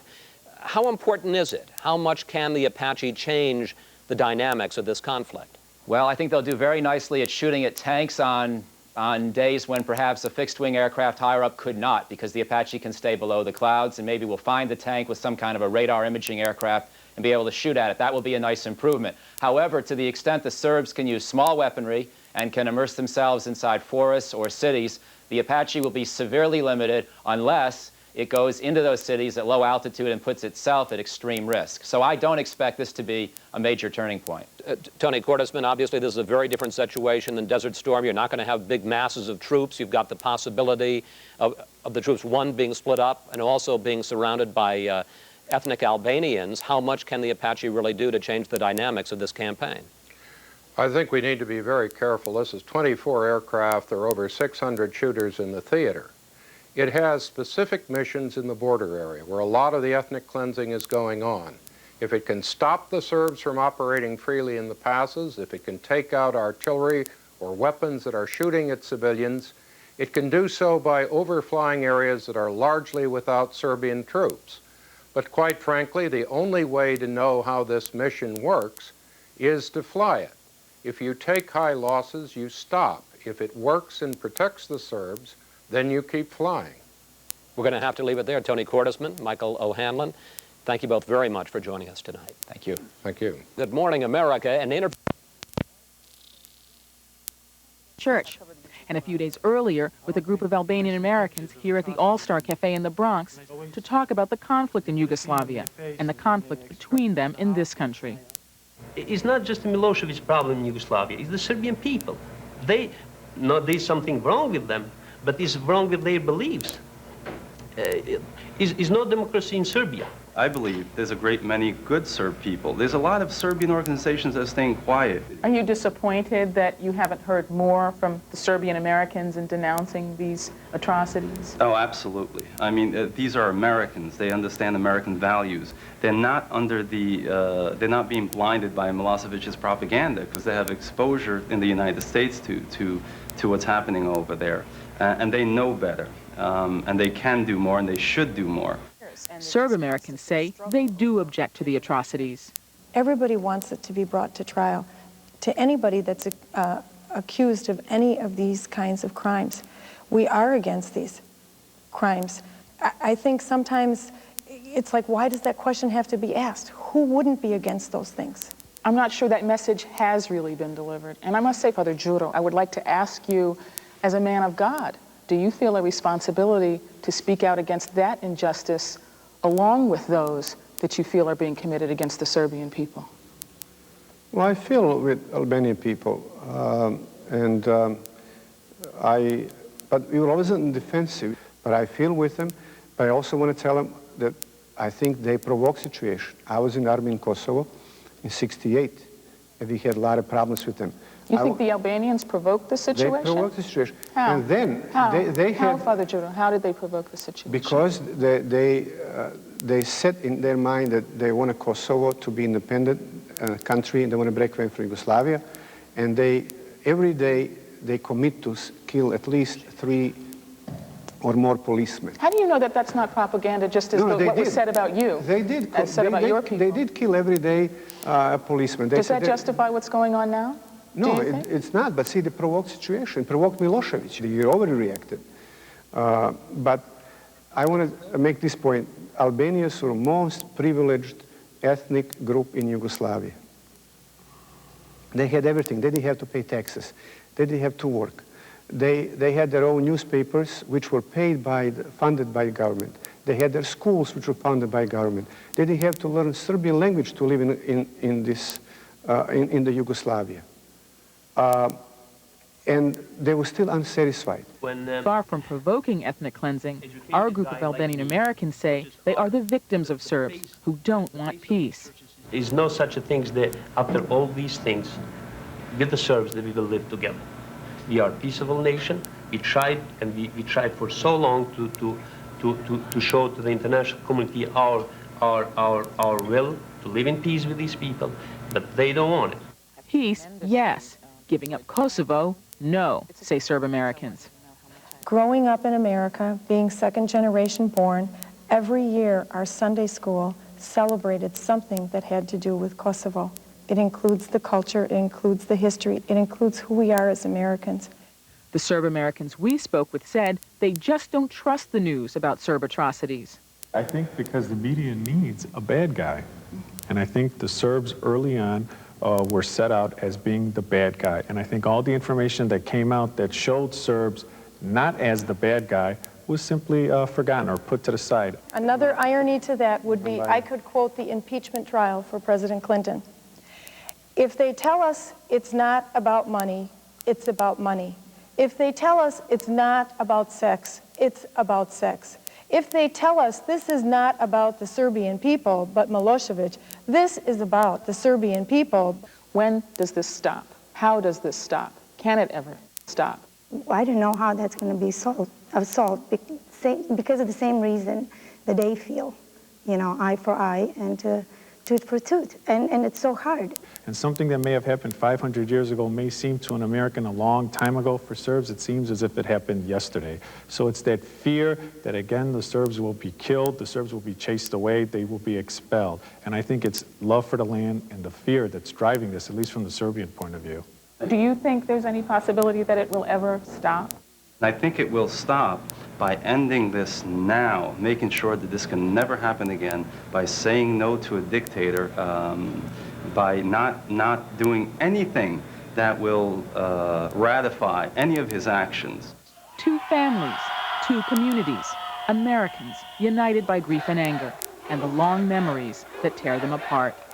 This is Michelle McQueen for Nightline. When we come back, beaming the news back home, the heads of the Serbian language and Albanian services of the Drucker has been Serbian language chief at VOA for 6 years. She remains in close contact with her family in Belgrade. Both are U.S. citizens, and they join us here in our Washington bureau. Ms. Drucker, who prepares the copy that you or your staff read on the VOA? All VOA services have the same copy for the news, which is produced by the central newsroom. However, the back half of our shows, as we call it, that's the segment that comes after 10 minutes of news, is prepared based on the house material, meaning produced by VOA or by members of our services. Do you sometimes have trouble with that material? In other words, emotionally, do you look at it sometimes and say, I wish I could put a little more spin on this? It never happens that I say I would put a little spin on this, but I do have emotionally trouble with it. As a young Albanian gentleman just said in the segment that preceded this, everybody wants to be member of the good guys. And the Serbs have been the bad guys for very long. Our service is ethnically mixed, but most of the people are Serbian, and they are having a very hard time dealing with that image that's been placed on the whole nation, I would say.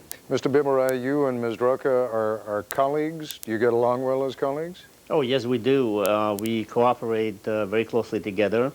There are times when we are in a much better position than she is in her service to get stories with an Albanian angle or to interview an Albanian personality. There are other times when she's in a much better position to get interviews with Serbian officials, scholars, and what have you, and we share that information. We meet every day early in the morning, and we plan our program. So we work very closely together, and we have a very good professional relationship. So do our staffs. You saw Michelle McQueen's reports. What is it, do you think, that makes it possible for the two of you to work together with mutual respect? And yet when you hear almost all the people that we heard in this program so far, you just get the sense that there is nothing upon which they really agree. There are a lot of issues concerning the Albanian-Serbian conflict that Maya and I have very passionate opinions about and different opinions. We work for the U.S. government. The Voice of America is a U.S. government radio station, and our job there is to inform our respective audiences and to provide reliable, comprehensive, and objective news. Ms. Drucker, when you hear some of the things that have been said on this program thus far, do you ever believe that it will be possible? I'm not even talking now about Serbs and Albanians over there, but what about Serbs and Albanians over here to share a common point of view? As long as there is respect, mutual respect, and I think that's the major component and the most important component in interhuman relations, people will be able to live together. And I think that's what's missing over here and definitely back in the Balkans. Somebody else mentioned before, I think a Serbian lady interviewed in the church saying, eye for an eye and tooth for a tooth. If we keep going this way, I think pretty soon everybody in the Balkans will be blind and toothless. And I just hope it will stop somewhere on the way. What do you think the answer is in terms of finding some commonality? Frankly, I don't have an answer. I know how Kosovo, how close it is to the Serbs, and I know how passionate people about this issue. But by the same token, I know that there's Albanians living there for as long as Serbs, and they need their spot under the sun.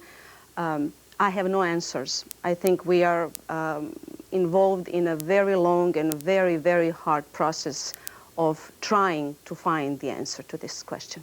Let me ask you both a quick question and a quick answer from each of you, if you would. Ms. Drucker, you first.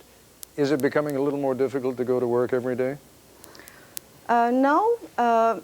First of all, I go to work and I want to see the news, and I want to hear where the bombs have fallen during the past night, and I want to make sure that my family is okay. So far, I've been lucky. Basically, I go back to work like every other member of my service, and we try to do our job the best we can. And we hope for a speedy resolution of the crisis, and we hope that it will come to an end, the horrors on all sides. Mr. Bimarai, when you go to work every day, is it becoming more difficult as this conflict stretches on? It has become very difficult, but I have to make the point that I feel the pain of the Albanians. I identify with them, but that is something private, and I do that on my private time. At VOA, I have got to make sure, and I think I do as a service, that we provide as much information and reliable information as we possibly can. And this conflict will eventually be over, and I'd like to be in a position whenever it's over to say that, yes, the Albanian service of the Voice of America did a good job and we did not mess up. Mr. Bimarai, Ms. Drucker, thank you both very much for coming in. Thank you. Thank you. I'll be back in a moment. Good Morning America, the first woman to graduate from the Citadel Military Academy in her first television interview. That's our report for tonight. I'm Ted Koppel in Washington. For all of us here at ABC News. Problem is a shortage of weapons. To be, how to say, honest, if we had enough weapons, Serbia wouldn't fight so long with Albanians. The problem is we had embargo on weapons. Whatever about the fighting talk of the KLA, the refugees continue to arrive here. Soon they'll be on the move again. Fergal Keane, BBC News, Northern Albania. You're watching BBC News. And today, the KLA was part of a shooting war on the ground against Serb troops. The KLA says it will keep fighting until it wins the right to return to what its members say is their rightful home, Kosovo. However, in the end, the U.S. air bombardment may have a lot to do with that. NBC News correspondent Charles Sabine has this exclusive report from the fighting. They may only be lightly armed for their future fight with the Serbs for their homeland, but these Kosovo Liberation Army soldiers are not believing any talk of their enemy's withdrawal, partial or otherwise. It's an old, very old trick played by Serbian army so many times. We haven't seen any withdrawal. These pictures were obtained by NBC News from a Kosovo cameraman who spent a week with the KLA on the front line, 3 miles inside Kosovo. A kiss for a mortar captured from the Serbs, returned to them in anger. Trophies of war, such as Serbian uniforms, are a cause for celebration. Valuable ammunition used in a show of bravado for the camera.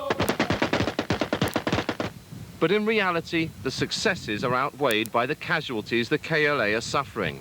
And for many of the men staying in the mountains to fight, donating blood to the injured is the best they can do. And their efforts are not preventing the last push of Yugoslav ethnic cleansing. These pictures from the Drenica region of Kosovo show, despite NATO raids, Serbian tanks still on the move. And the result, whole communities fleeing with whatever they can carry. This is where the journey starts for them, their home villages often tens of miles from the border. And when they reach Albania, a weary look back shows NATO jets still pounding Serbian positions. The refugees are grateful for the sight of that smoke, but perhaps, like NATO itself, do not understand why it isn't having the desired effect of halting the Serbian removal of their people from Kosovo. Charles Sabine, NBC News. Ahmed. There have been fresh developments in the diplomatic efforts to try to solve the crisis in Kosovo. China appears to have softened its demands that the UN Security Council condemn NATO's bombing of the Chinese embassy in Belgrade.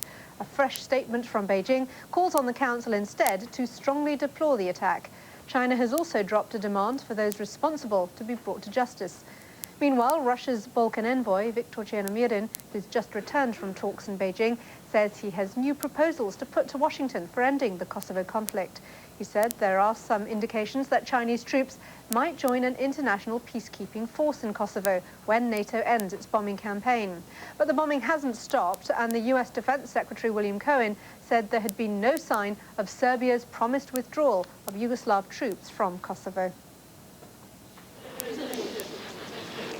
Relatives of those killed in last weekend's NATO attack on the Chinese embassy leave Belgrade to take the remains of their loved ones back home. It's a powerful reminder that the repercussions of this conflict now stretch far beyond the borders of Europe. And the cast of global leaders who believe they may hold the key to a resolution of the crisis.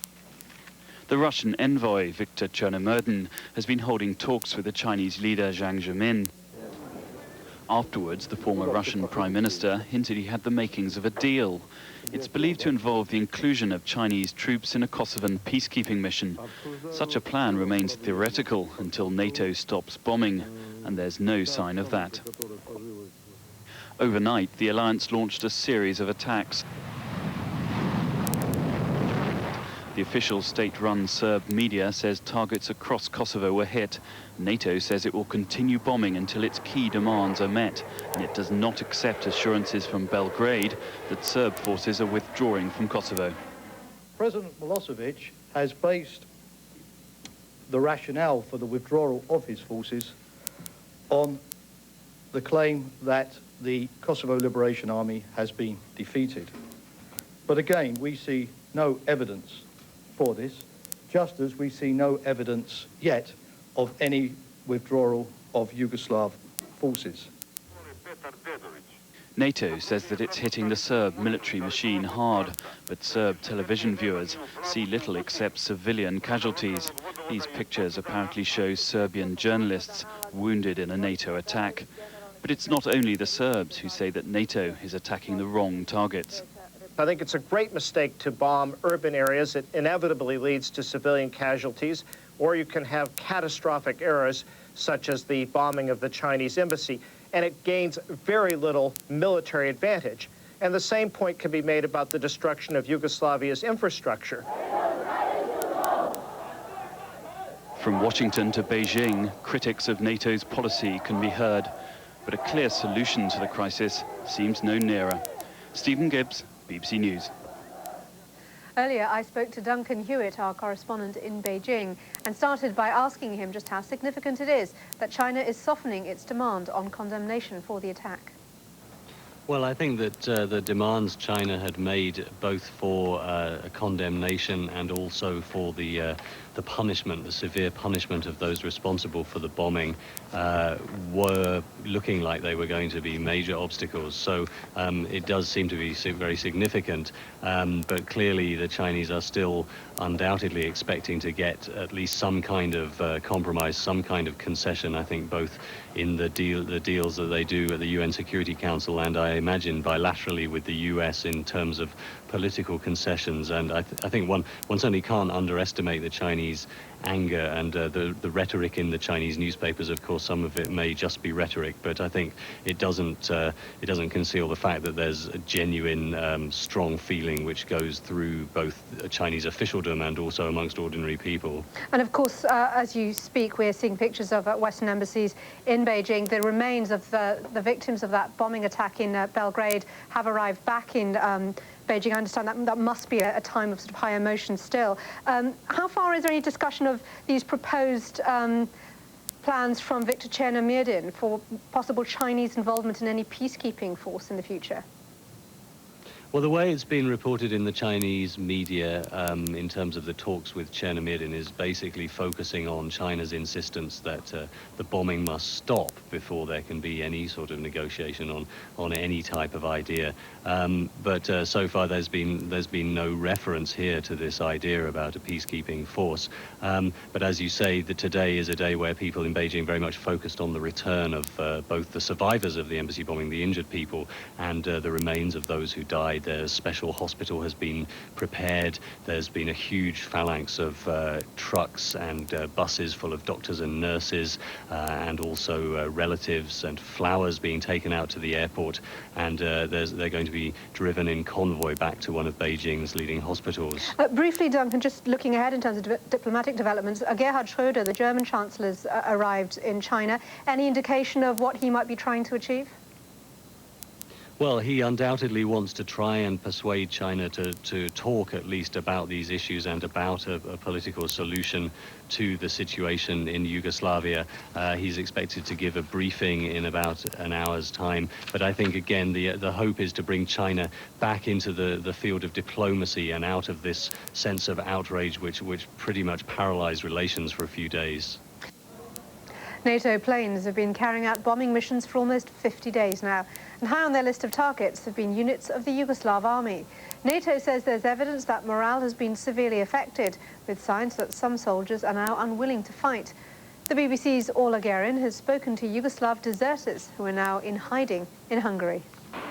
They queue outside foreign embassies in Budapest from early morning, hoping for a visa and a fresh start.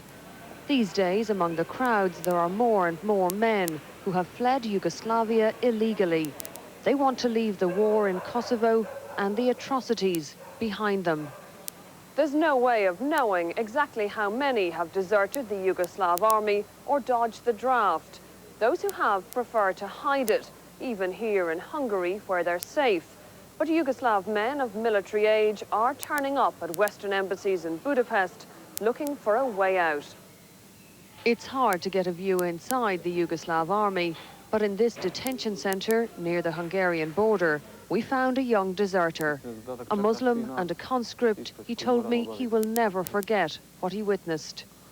I saw about 30 civilians being killed. They were trying to flee to Albania. They mowed them down and then collected the bodies on a truck and threw them away. There was a woman and children among them. When your unit was involved in burning down houses and in killing civilians, what did the soldiers say afterwards? What was their attitude? Some of them actually enjoyed it, killing people and stealing from them. I'd say half of the army did not agree, but the other half didn't mind and took part in these things. They took pleasure in it. We found another deserter in hiding at a refugee centre in Hungary. This man is a Serb. In Kosovo, he was an army sniper. He'd like to forget the past, but even with tranquilizers, he can't escape the memories of ethnic cleansing. During the cleansing, they didn't care if the people were big or small. I didn't kill any women or children, but the order was to cleanse the villages. People would be warned to get out, but if they didn't leave, the villages would be cleansed anyway. NATO would like a lot more Yugoslav soldiers to leave the horror behind them and slip across the border into Hungary after dark. But it would take a mass exodus to bring Milosevic down, and so far, there's no sign of that. Orla Guerin, BBC News, Hungary. The United Nations Refugee Agency, the UNHCR, says it's facing a drastic shortage of money for relief efforts among Kosovo Albanian refugees. Its commissioner... Allied force.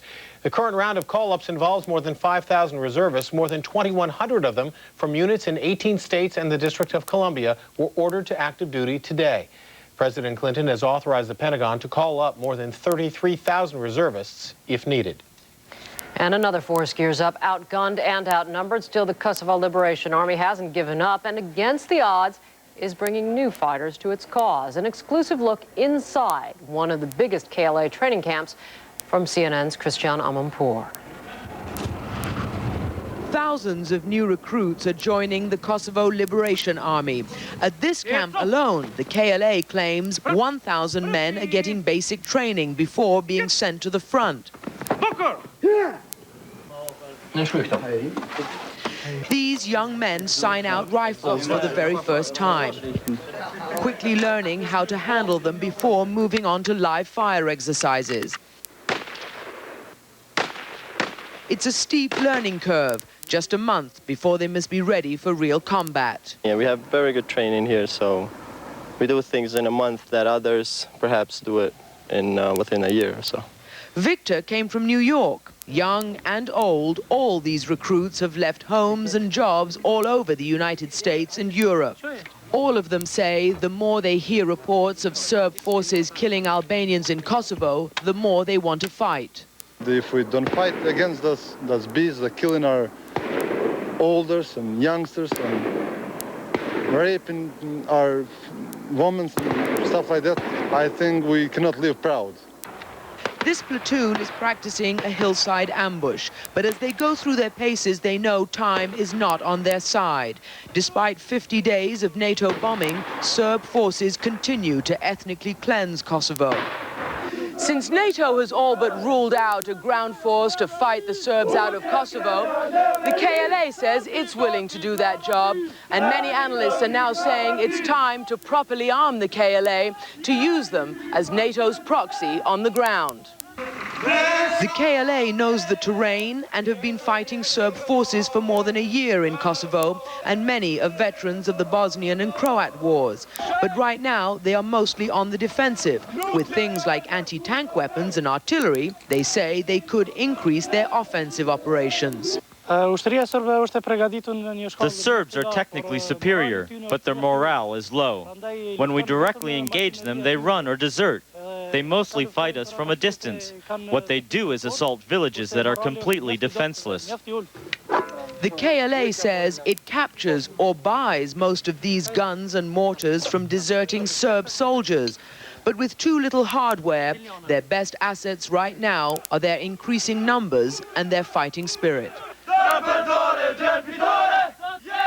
Christiana Manpour, CNN, in the Balkans. There were no 90% of Albanians. Our estimate is that there are 60–65%. But even this is one number which is to be respected, and we do respect it. So partition is not idea which we are toying with. What is the solution is the introduction, the granting of substantial autonomy and democratic self-government, but not only for Albanian national community, but for all national communities. There are 6 altogether. What was the major objection to Rambouillet then, since many understand it in that limited fashion, that it was seeking to give autonomy at least for 3 years to the Albanians? As a matter of fact, that so-called peace agreement was not at all peace agreement negotiated, agreed between us, representative of Albanians, and the mediators. It was the agreement negotiated to its great extent, maybe 60% of all this, between foreign mediators and Albanians. And there was one attempt to present it as a fait accompli to our delegation and to insist on it to take it or be killed. That document contained 56 pages, totally new, which has never been negotiated with our side, and which is even more important. There were 2 provisions which were totally unacceptable, not only to us but to any sovereign state. One is a thinly disguised form of a referendum or self-determination of Albanians after 3 years of the NATO troops to be there. And the second is the deployment of foreign military presence, NATO troops, the whole one army of nearly 30,000 with full sovereign rights. So we were requested to transfer our sovereignty on that military presence and to give up sovereignty over that territory with the very certain prospects of losing the territory after 3 years of the interim transitional period. Well, there are people that say today that is, as much as that was an inevitability, that's what has come about, whether it was with the NATO bombing or it was inevitable at that point, that particular province will eventually be separate and apart from Serbia. It is not possible. First of all, one can only believe that we can lose it if we lose ourselves altogether. And what NATO or Western countries had tried in Rambouillet was exactly the same what Hitler had tried with Czechoslovakia when he put ultimatum, give up Sudetenland or be killed. And that time Czechoslovakia gave in under the pressure from the Western powers.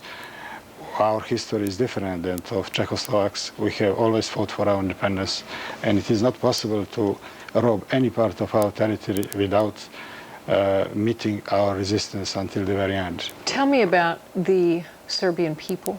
How are they dealing with this? Is this a price they're willing to pay? First of all, we are deeply surprised to see Americans, whom we always consider to be our historical friends and allies, to turn overnight against us and to be such a cruel and brutal enemy. And in spite of that, we are not ready to become hostile to the American people. We still believe that that policy, which is the policy of aggression against Yugoslavia, is the policy of one isolated group of American politicians, not of American people.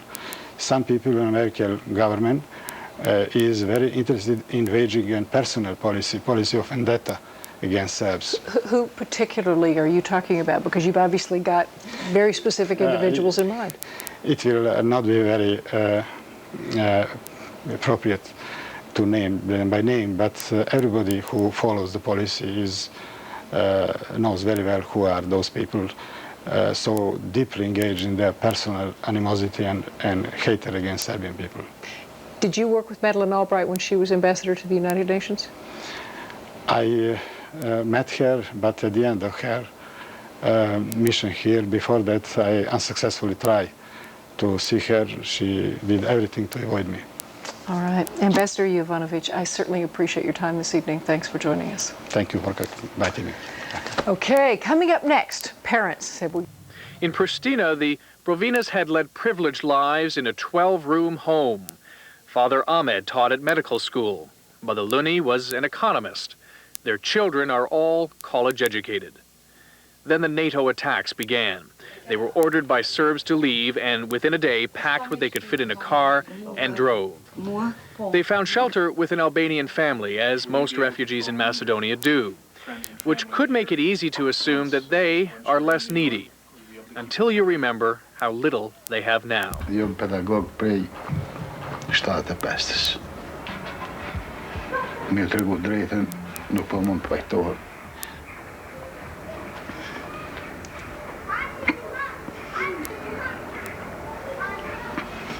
A former student of Ahmed's translates. He would like to add only this. He is a professor from 1975, and he just cannot imagine himself, can't accept this. It's very hard for him. She would like to give her thanks to all of these people, Albanians here in Macedonia. They accept them very well and they took care of them very well in the most generous way. Early the next morning in the capital city, Skopje. In a downtown parking lot, 2 buses have arrived to take 102 gathered refugees to the airport. This is where the families say goodbye. Susanna Kerlio. One by one, their names are checked off. The moment my name was called, I felt farther away from my homeland, from Kosova. That was certainly a difficult moment for me.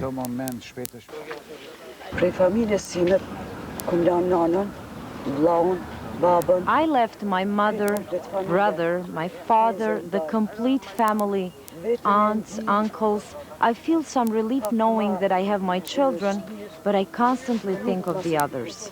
Out of all these people that we see here, how many would you guess are leaving people behind that they're uncertain of? No, I would say probably all of them. Most have had family members torn from them, left behind, now missing, maybe hiding in Kosovo, maybe in camps or living privately. People like Susanna, separated from her husband and 2 young children during the Exodus, hoping they too will find their way to America.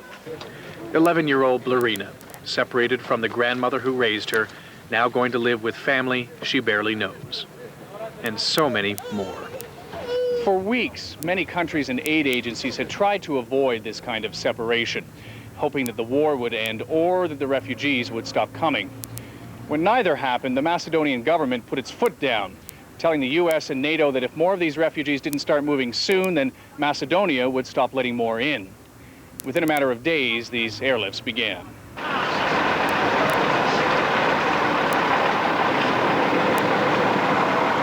Even at this moment of supreme pain, there are more indignities.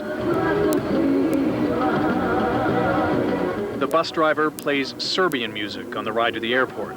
The Albanians seem too numb to notice.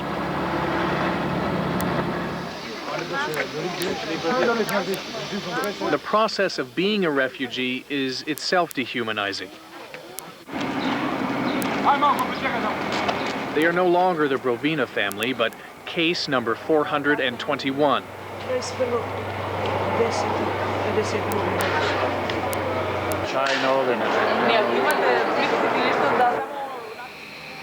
Security staff put on white gloves to guard against disease the refugees may carry. As they pass, they are separated as child or adult.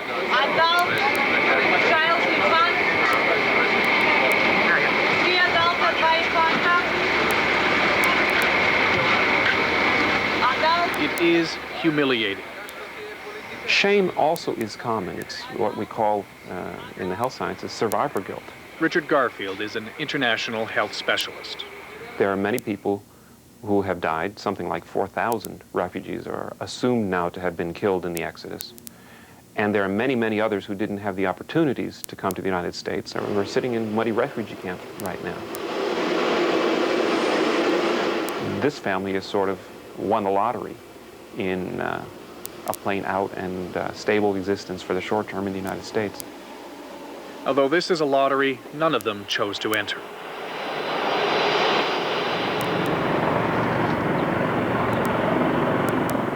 Shortly after takeoff, many of them strain for their last look at the mountains of Kosovo in the distance. For about an hour, very few speak.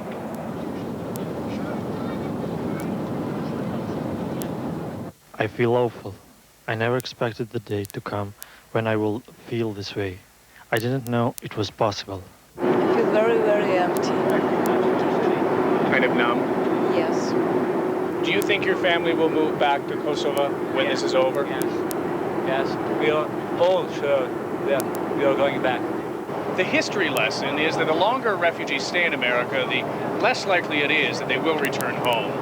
So these first Kosovar Albanians to be admitted into the U.S. tend to be the ones any country would accept. Professionals, artists, and doctors.